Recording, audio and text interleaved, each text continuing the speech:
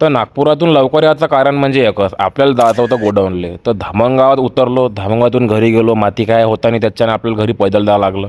गाडी उचलली आणि तसाच निघालो पुढं. गाडीत हवा मारायची होती, हवा मारली, मार्केटमधून निघालो पुढं. निघता निघता तेवढ्यात पाहतो काय तर आज आमचं गेट उघडं होतं. मी म्हटलं जमलं भाऊ, आज तरी जमलं.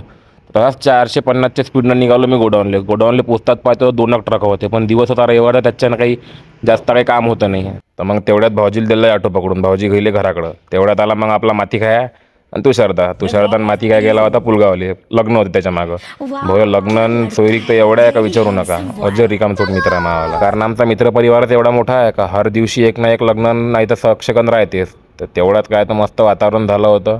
गोडाऊन बंद होतं, त्याचं काही काम नव्हतं. मग रात्रीचा टाईम झाला, निघालो आमच्या घराकडं.